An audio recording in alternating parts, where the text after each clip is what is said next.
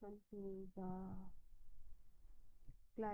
to the former clients, the following rules should be observed. We have three rules here under Section 18 of Canon 3.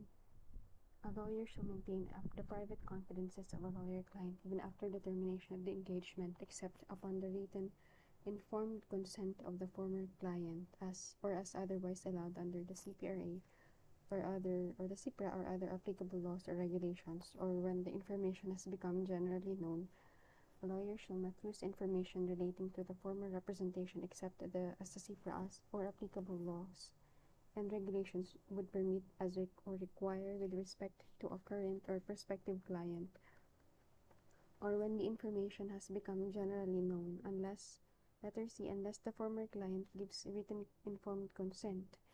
A lawyer who has represented such client in a legal matter shall not thereafter represent a prospective client in the same or related legal matter where the prospective client's interests are materially adverse to the former client's interest.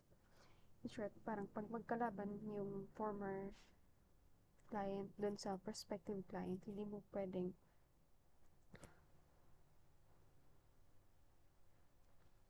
ka pwede mag-engage doon sa prospective client unless without the written informed consent by the former client. Okay. Letter A. A lawyer shall maintain a private confidences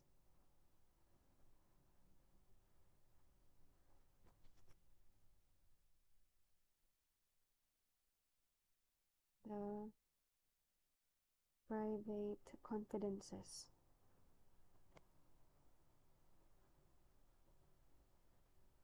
of a former client even after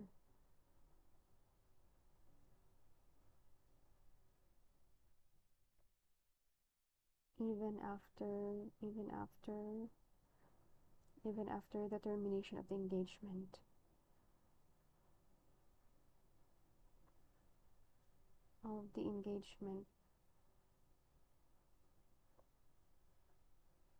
except upon the written informed consent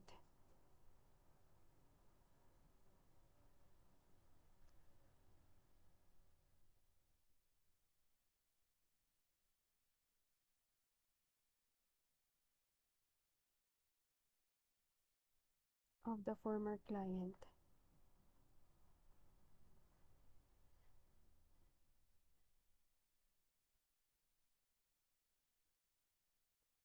or as otherwise allowed under the CIPRA.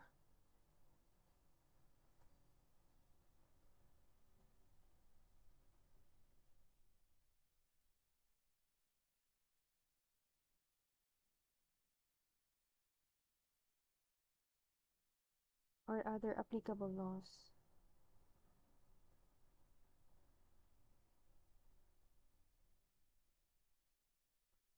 or regulations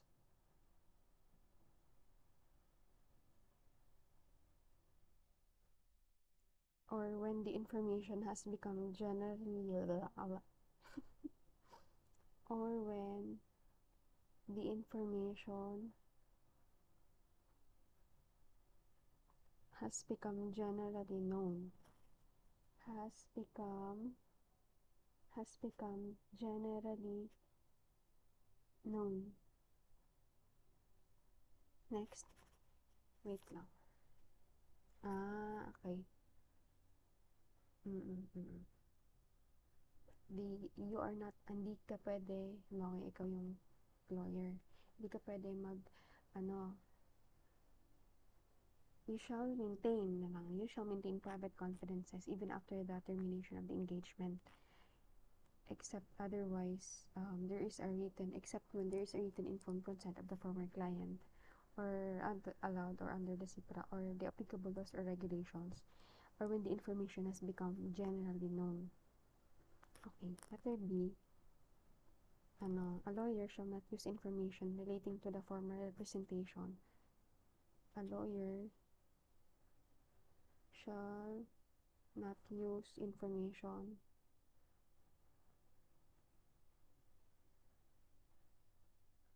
relating to the former representation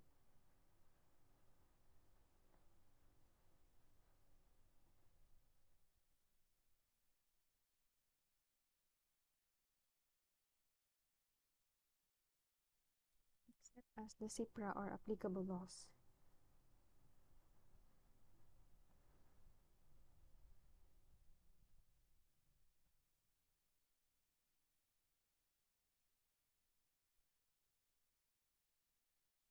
And regulations would permit. And regulations.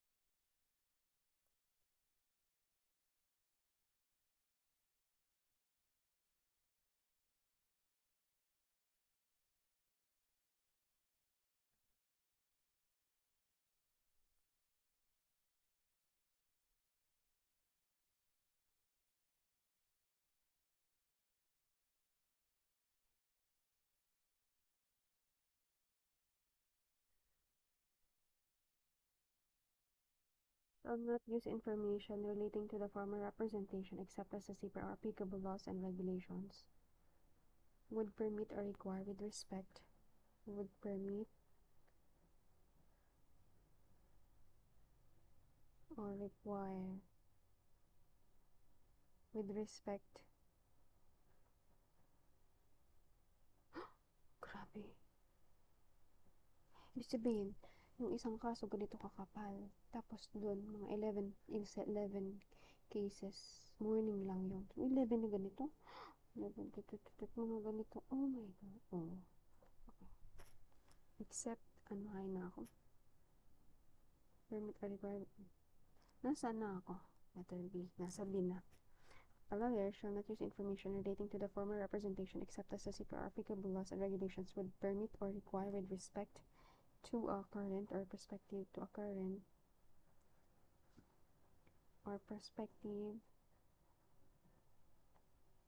client or when the information has become generally known. Or when the information has become generally known. I see. Next, letter C. Unless the former client gives written consent, unless the client gives informed written, mali. Unless the former client gives written informed consent. Unless the client mali. Unless the former client gives unless the former client gives written informed consent, a lawyer who has represented such client in a legal matter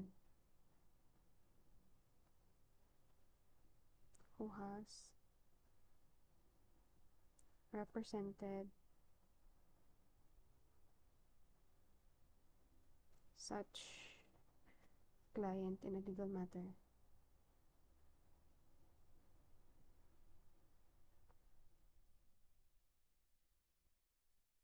shall not thereafter represent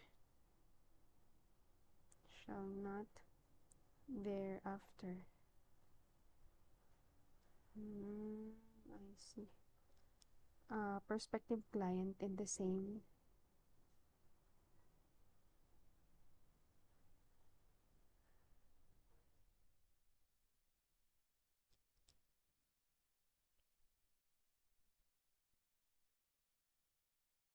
or related legal matter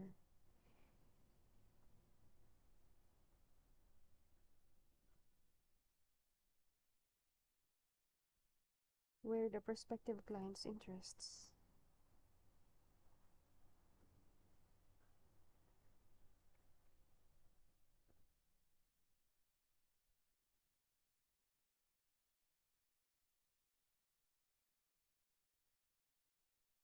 are materially adverse to the former client's interests. Are materially sorry, think to the former okay client's interest. I do not use unless there is a former written consent from the former client, you cannot enter into a new representation to the prospective client if there is no if there is an adverse or if there is a materially adverse interest to the prospective client, sorry, to the former client's interest. Like, parang magkalaban sila. Oh, bawal talaga. Kasi anong, basta, point, chart.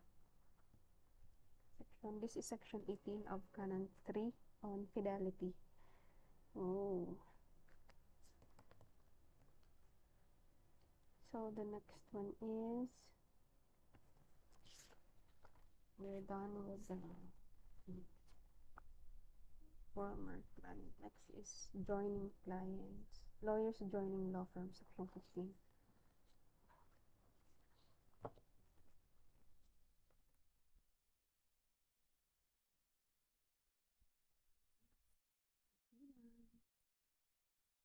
Section 18. Lawyers joining law firms. Letters D. Joining law firm.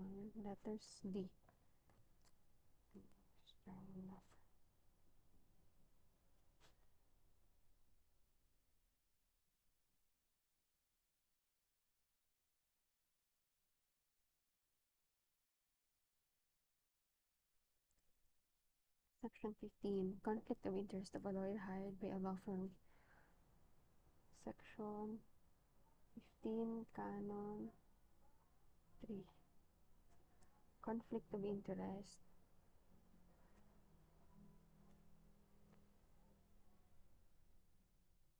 of a lawyer hired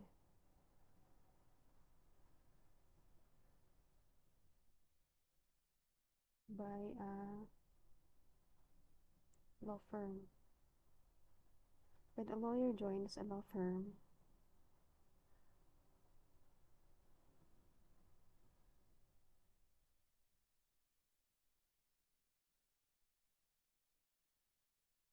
it shall be the duty of the lawyer to disclose to the law firm.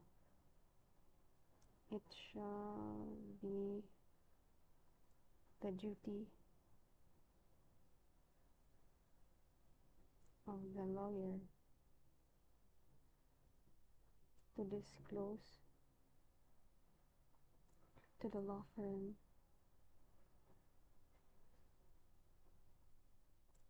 at the earliest possible opportunity.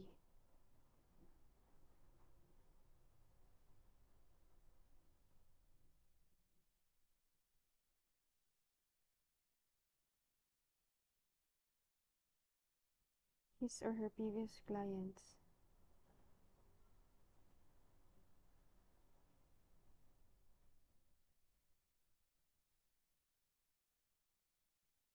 that may have a potential conflict of interest.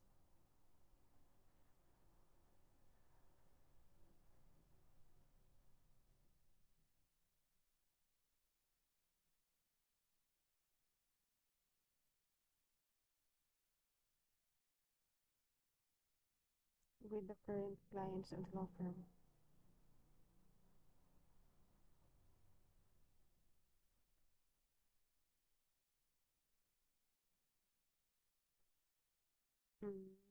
Okay. Then, if there is a potential conflict of interest, the lawyer shall not act on the case or cases of the affected current client. If there is a potential conflict, if there is a potential conflict there is a potential conflict of interest, the lawyer shall not act on the case or cases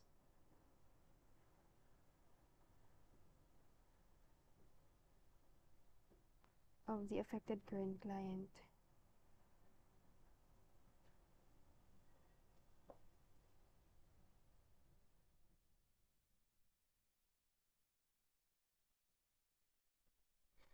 Okay, we're done with section 15.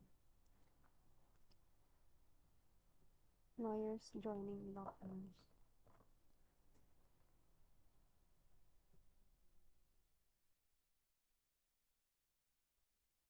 Next is, ano ba yan? Corporate lawyers. Section 19.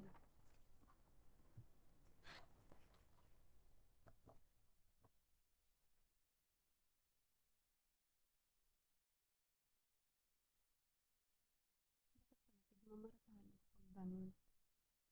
Para di ako malibong. Okay na to.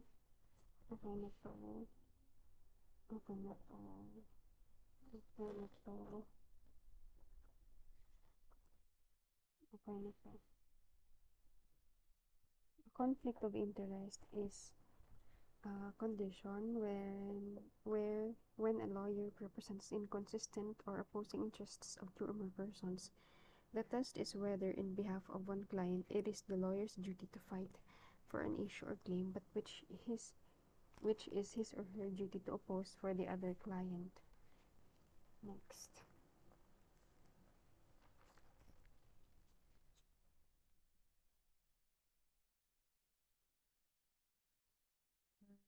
Represents inconsistent or opposing interest. The lawyer represents inconsistent or opposing interests of two or more persons. Inconsistent or opposing interests of two or more persons. Next is letter. Ano yun? Ano yun? Letter E. Letter E. Corporate lawyers. Section 19.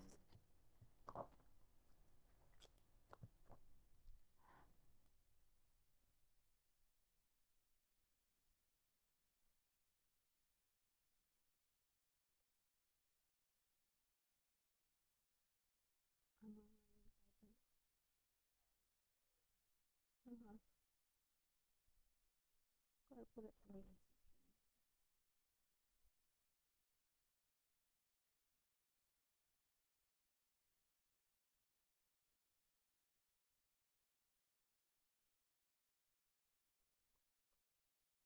Section 19.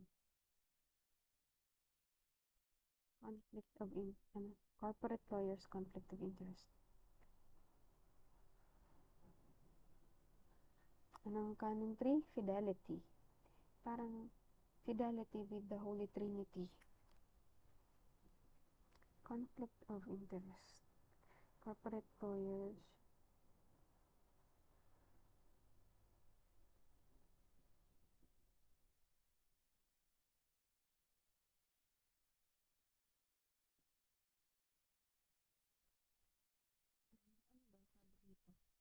In relation to organizational clients, a lawyer who represents a corporation or any organization does not, by virtue of such representation, necessarily represent any constituent or affiliated organization, such as a parent or subsidiary.